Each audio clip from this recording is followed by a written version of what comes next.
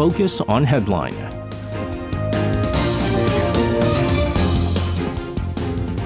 All right, let's take a look at what major issues are making the headlines today on Focus on Headline. For this, joining us in the studio, we have our Tuesday reporters in Yoon Jung and Chung Yin. Guys, welcome back. Good evening. Good evening to you guys. Today, on Tuesday, President Yoon Suk Yeol speaking at a cabinet meeting just 4 days before the Lunar New Year holiday is set to begin on Friday.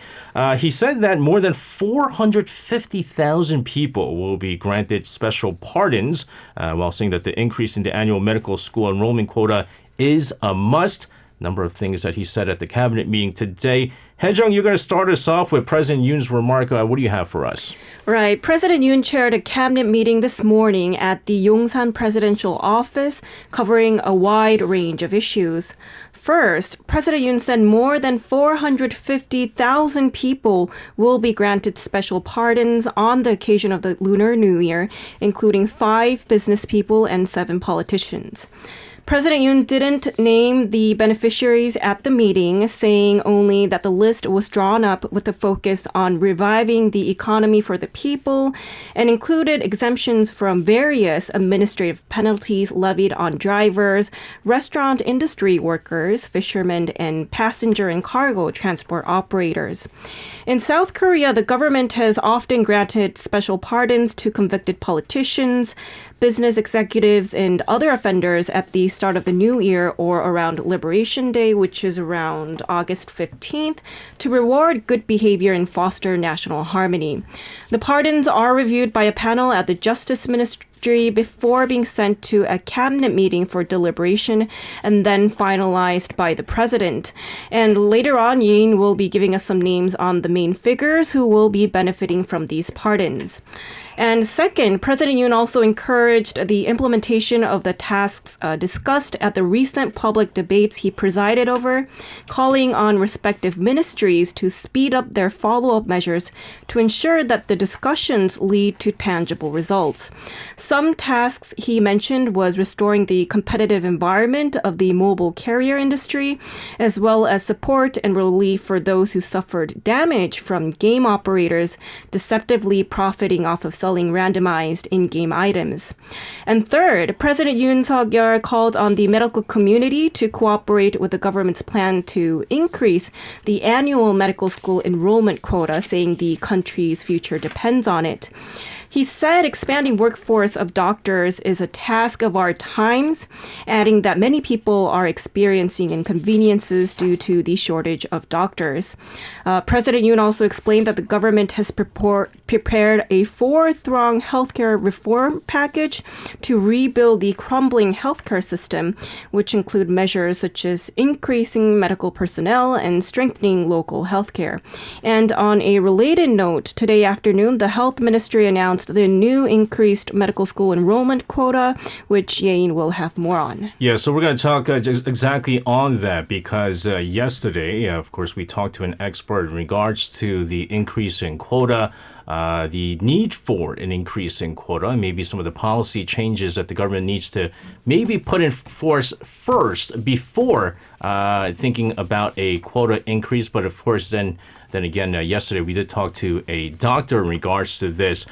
We did expect the increase in quota to be somewhere between 1,500 to 2,000. Well, the health ministry announced earlier today that they were going to be increasing the medical school admissions quota by 2,000. This for the 2025 academic year. And of course, again, as we mentioned, the move is aimed to address the predicted shortfall of 15,000 doctors by 2035, considering the long-term healthcare needs of the country. So, Yain, let's get more on this. Sure. So as initially speculated to be quite substantial, the number confirmed after today's Healthcare and Medical Policy Deliberation Committee meeting held at the government complex in Seoul was 2,000, making the total quota of medical schools for the year 2025 5,058. However, given that it takes about 10 years from entering a medical school to actually becoming a medical specialist, it is possible that the government will adjust the size of the increase in later years while boosting by 2,000 in this very first year.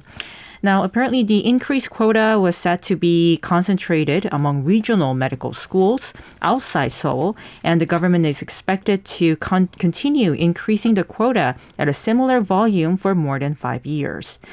Now, the decision was revealed this afternoon, coming after careful consideration of factors such as the educational capacity of medical schools, regional medical infrastructure, and workforce redistribution plans.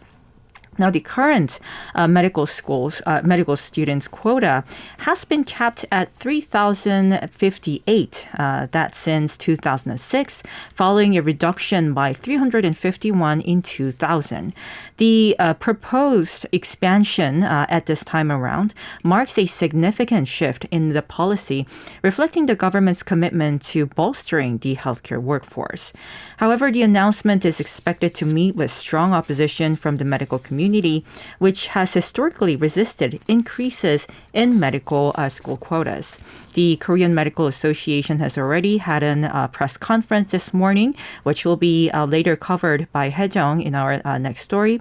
And as the government and medical community brace for a potential standoff, the ministry has made it quite clear that it will not tolerate any illegal activities that could jeopardize public health and safety, adding their response will be in accordance with the law and principles. So as we talked about yesterday, what the doctor's side, the medical side is asking for is that instead of just raising the number of medical student admissions, why not increase the compensation, maybe lower the liability for doctors who face certain lawsuits in these high-risk facilities so that more and more people are actually willing to work in these high-risk facilities, like in the ICU and the emergency rooms and even in some of the rural areas as well. And even when it comes to the increase in the quota, why not just increase it slightly, just a bit, and then stop it instead of talking about more gradual increases moving forward? Now, again,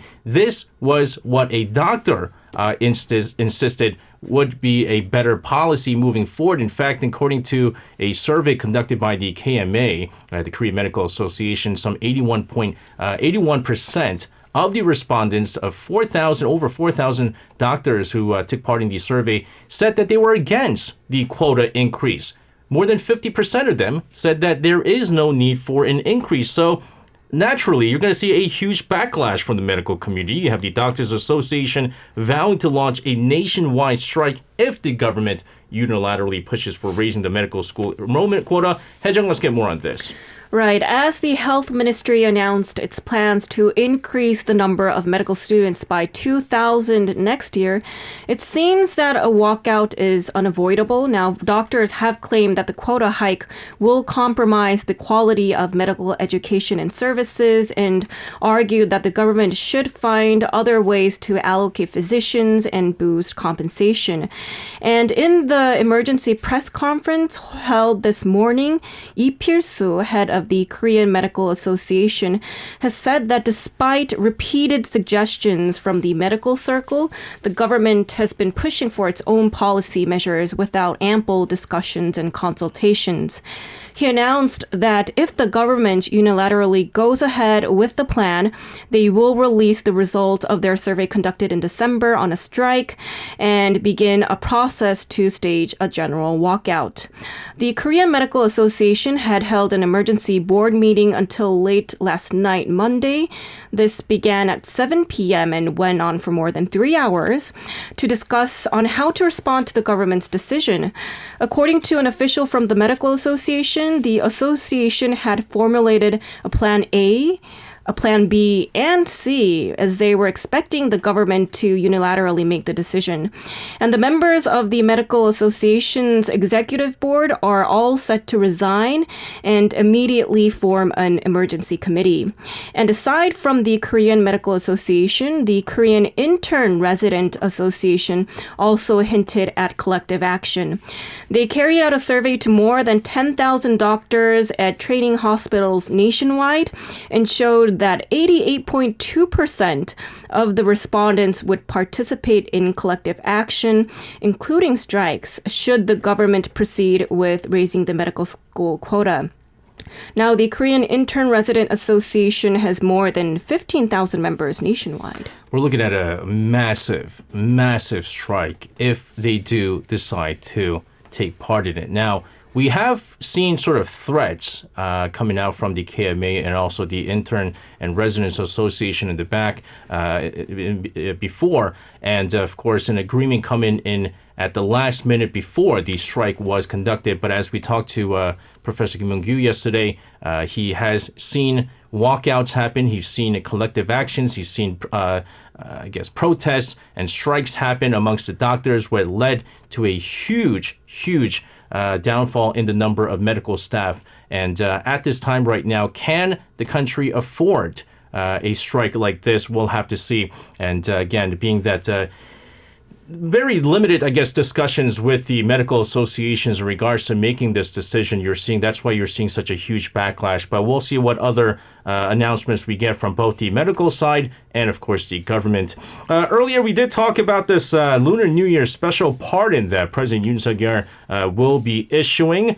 We are going to have some major names that are included for the Lunar New Year holidays. This includes Kim Kwan-jin, who is the former defense minister, not to mention the Kim Ki-choon, who's the former chief of staff during the former Park Geun-hye administration. Yin, let's get more on this. Of course. So officials stated that the pardons announced early this afternoon that aim to invigorate the domestic economy and bring the country together by including additional former high-ranking officials, politicians from both ruling and opposition parties, as well as journalists in the pardon list. Now, former defense minister and director of national security during the Lee Myung-bak and Park Geun-hye administrations, Kim Kwan-jin is known for his involvement in a political online comment scandal.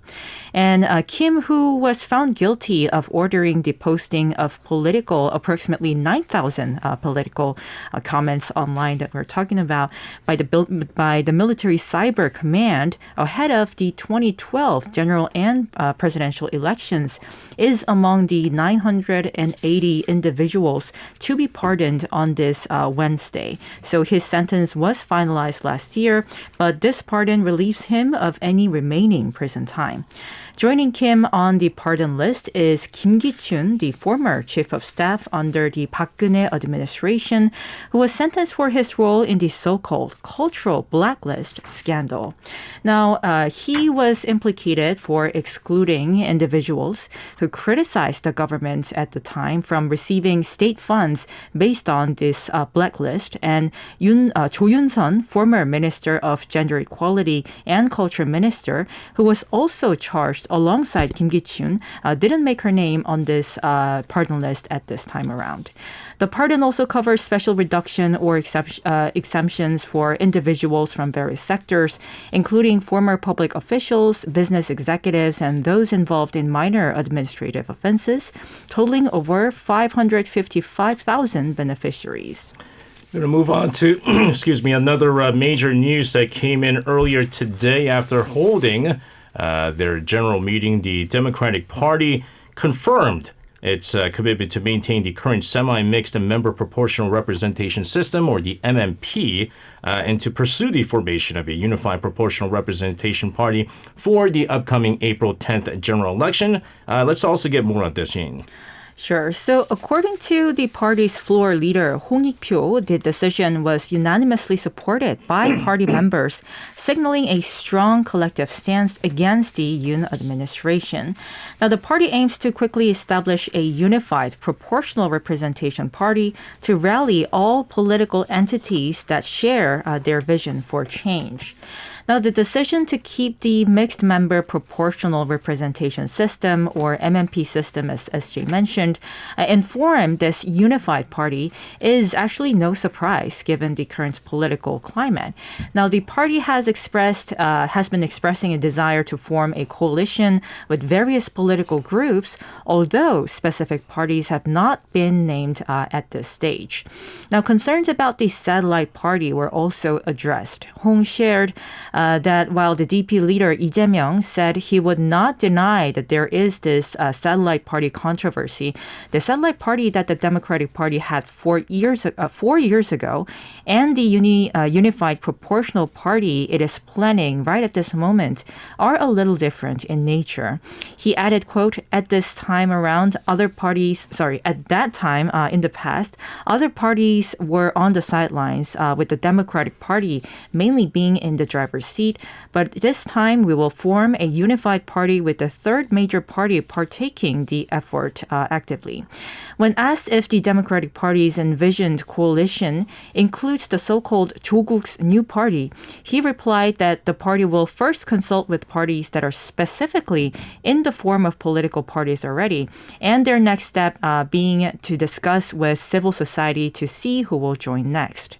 The meeting also touched upon the current state of electoral district electoral district negotiation, which with reports that the People Power Party has actually unilaterally halted discussions, causing confusion and concerns among Democratic Party members.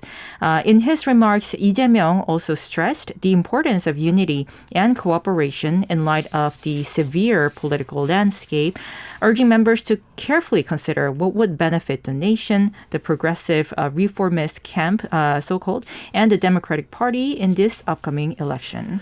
Again, so many different things happening leading up to the April general election. We've talked about all these minor parties forming talks of mergers between these newly formed parties and so forth. How this is going to change the landscape of the upcoming April parliamentary elections, we'll have to see again. We're going to keep a close tab on this. Some major news coming out, a historic ruling by the court on Tuesday, recognizing the state's liability to compensate the humidifier disaffected victims or their bereaved families. This for the very first time in South Korea. Never has there been a ruling where they actually had a liability, a compensation liability set on this state. Haejung, let's get the latest updates on this. Right. First, for some background, the humidifier disinfectant scandal is one of the country's worst consumer goods disasters. In 2011, consumers started to report deaths and illnesses allegedly tied to humidifier disinfectants widely used in households in dry winters. And a government-led investigation confirmed the link between the two the following year. And the litigation began in 2014 when a group of people who received hospital treatment due to unexplained lung damage after using the humidifier disinfectants between the year 2008 and 2011, as well as some of their bereaved families, filed a lawsuit for damages against the state as well as manufacturers. The number of plaintiffs was 10. A district court acknowledged the manufacturer's liability for compensation in 2016, but dismissed their claim against the state, citing lack of evidence. Then 5 of the 10 plaintiffs appealed against the district's court's dismissal of their claim against the state. And today, the Seoul High Court overturned a lower court's verdict that the state is not responsible for compensation to the victims of the toxic humidifier sterilizer products, ruling in favor of 5 of the plaintiffs in their litigation against the state. The appellate court ordered the state to pay 3 million won to 5 million won, which is about $2,260 to $3,800 in compensation to 3 of the plaintiffs. The court said it found some lapses after examining whether there was any negligence by public officials in the process of screening and publicizing the toxicity of the chemical materials. Meanwhile, the Ministry of Environment, serving as the defendant in the litigation, said it will review the appellate court's ruling and consult with relevant government agencies before deciding whether to appeal to the Supreme Court. Now, I forget which expert we had discussions on this with. Remember, this is something that's been going on for years and years and years. And I remember this being one of the top stories when I first joined Arirang back in 2012. Such major news. And the big thing with this is, are you going to take this? Because again, it's a historic ruling, right? And there's never been any rulings where they basically said the state is responsible and hence there's got to be some kind of compensation to the plaintiffs. But look at the figures here. 3 million to 5 million won, something like 2,000 to, $3,800 is not a lot for a compensation. So do you look at this and go, well, it's more symbolic to address that, yes, the state did have some sort of, liability in this whole case, or you say, well, it's not enough and we're going to continue to fight this, and are we going to see more of the victims come out and say, we're also going to fight this as well? Because remember, hundreds of people were impacted by this. A large number of people died, young kids. Babies died because of this. And so, despite the fact that this case itself is over 10 years old, I think this is something that's going to continue on, and we'll try to cover more in our program. Let's talk about other issues here. Han Chang-jun, he's the former CFO of Terraform Labs. If you remember, this is the whole crypto fiasco that happened not too long ago with the Terra Luna coins. He's been extradited to South Korea from Montenegro, where he had been held since his arrest back in March of 2023. Now, extradition was confirmed by the Montenegrin police, who handed over Han to the South Korean authorities to face criminal proceedings related to fraud in financial investment services. Haejung, let's get more on this. According to Korea's Justice Ministry, Han Chang-jun, a close associate of Terraform Labs co-founder Do Kwon, and also the CFO of Terraform Labs, has been extradited to South Korea after serving his prison sentence in Montenegro after being found guilty of trying to travel with forged documents. And he arrived back in South Korea on Tuesday afternoon at around 1:55 p.m. Upon arrival at Incheon International Airport, Han, who is aged 37, is expected to be taken to the Seoul Southern District Prosecutor's Office for investigation regarding the massive crash of the cryptocurrency firm linked to the $60 billion Terra stablecoin collapse back in May 2022. Han was detained with Do Kwon in March last year at Montenegro's Podgorica airport after attempting to travel to Dubai with forged passports. The Korean Justice Ministry has since requested their extradition and has cooperated closely with authorities in Montenegro. And earlier, Montenegrin officials announced they had handed over Han to South Korean authorities. In the meantime, the extradition of Do Kwon, who is currently at a detention facility in Montenegro, will be decided before February 15th, when his detention is due to expire.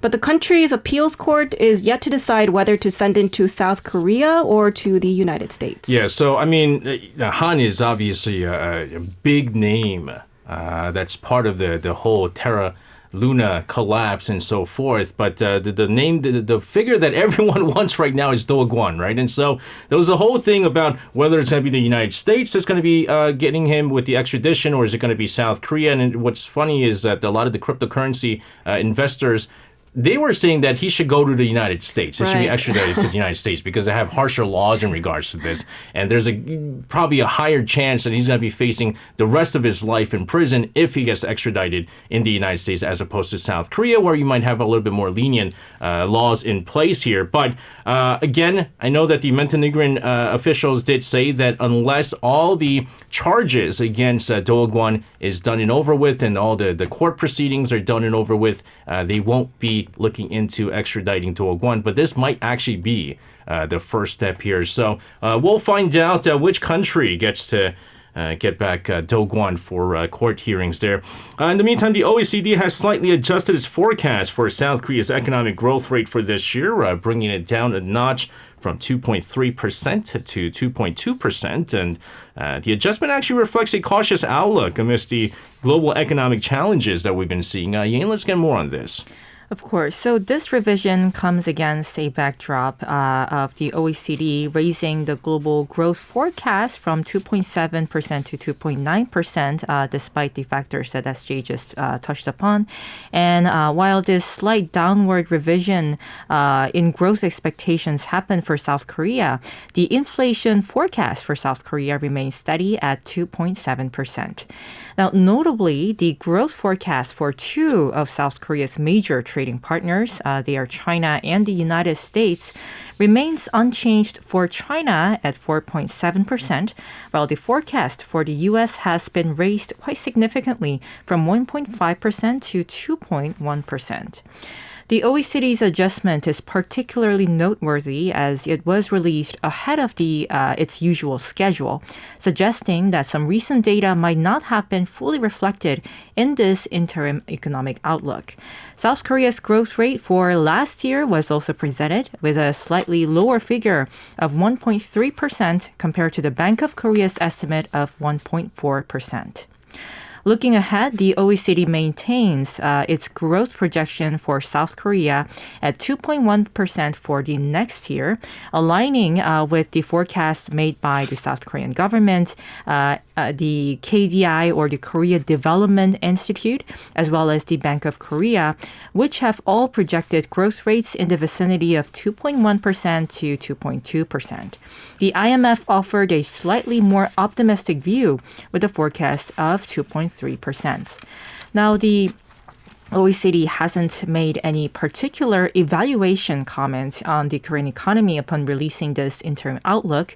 On the global economy, however, the organization commented that unprecedented impact of high interest rate is now present for longer duration or at a larger scale than anticipated, and this could serve as a downward pressure on the economy in general. With that, they emphasized the need for maintaining a restrictive monetary policy stance for the time being, at least, to keep inflation pressures in check despite the possibility of interest rates going down.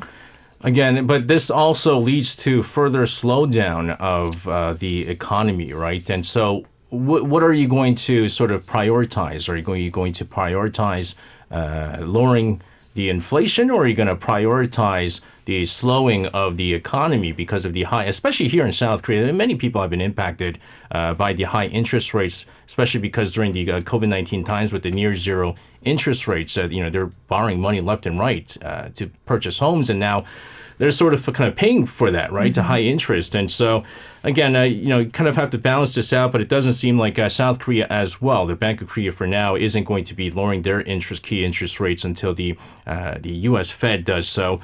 In the meantime, President Yoon Suk Yeol on Tuesday met with representatives of the country's tripartite panel of labor, management, and the government after they held their first face-to-face meeting under the Yoon administration. Haejung, let's get more on this. Right. The Economic, Social, and Labor Council, or the ESLC, is established under the jurisdiction of the president.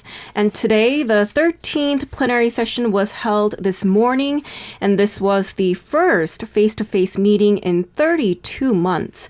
It's also the first face-to-face plenary meeting under the Yoon administration.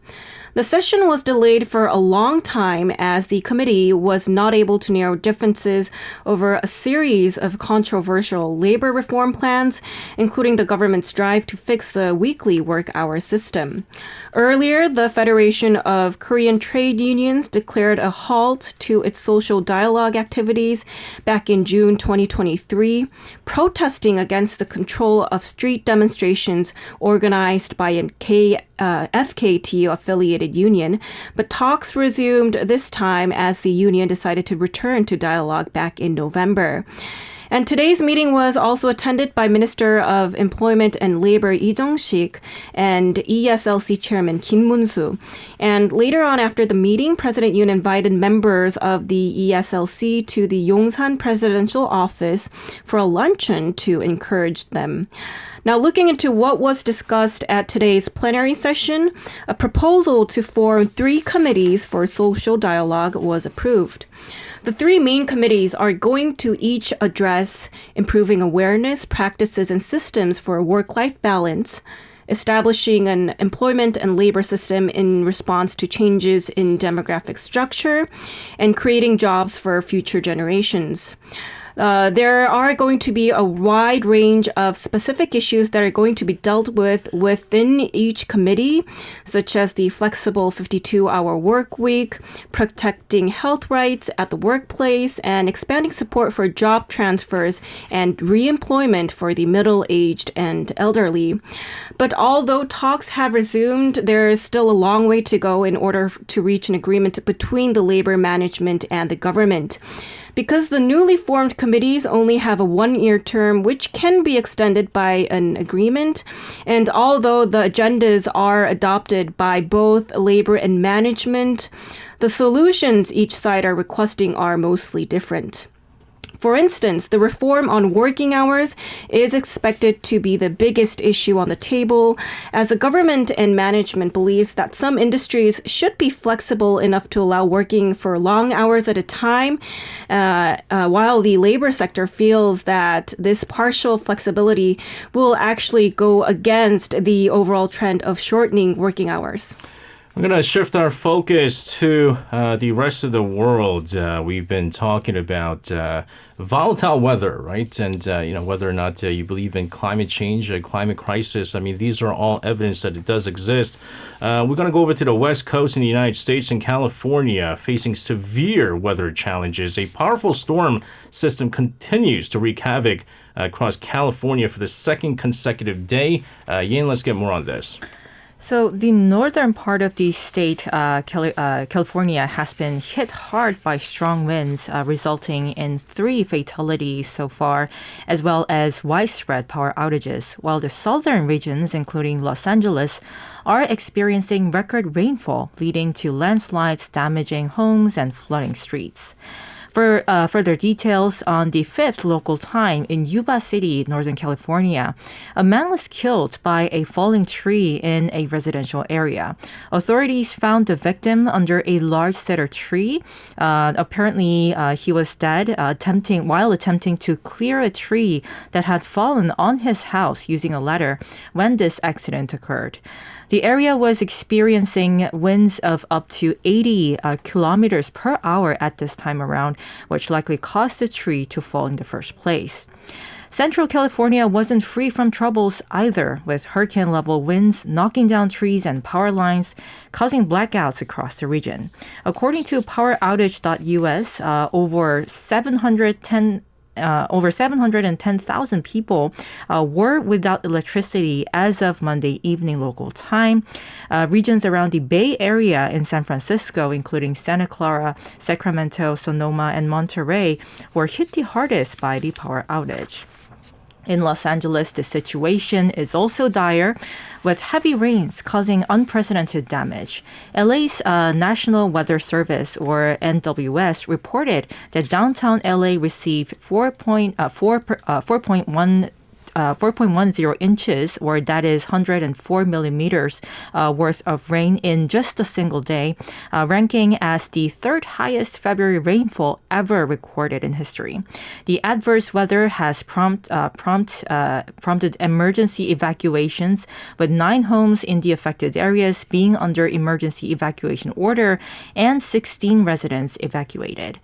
California Governor Gavin Newsom has declared a state of emergency in several counties, including Los Angeles, Orange County, Santa Barbara, and San Diego, as the state braces for more life-threatening flash floods going forward. The National Weather Service warns that the atmospheric river phenomenon, which is a narrow corridor of concentrated moisture formed mid-air, is contributing to this heavy downpours, further exacerbated by climate change and a strong El Nino event. Yeah, and the craziest thing about all this, and I think a number of our listeners chiming in from California, they've been talking about the dry seasons, right? And the fact that there's a shortage of rainfall, which leads to a shortage of water being able to use. And there's all these regulations about being able to water your grass and things like that. And all of a sudden you have torrential rain pouring down, flooding areas and flash floods happening. And so this is exactly what we're talking about when it comes to like volatile weather conditions. And even, this past winter for us here in South Korea, I mean, we had maybe 2 weeks of really cold weather. Right. Other than that, it's just been relatively warm. It's just unusual winters that we're seeing these days. Nevertheless, guys, as usual, thank you very much for your reports. Have a safe one, and we'll see you guys again. Thank you. You can listen to Korea Now with me, SJ Lee, by downloading the Arirang radio application or tune in online by visiting www.arirangradio.com. So make sure you tune in Mondays through Fridays, 6 p.m. to 8 p.m. Korea time.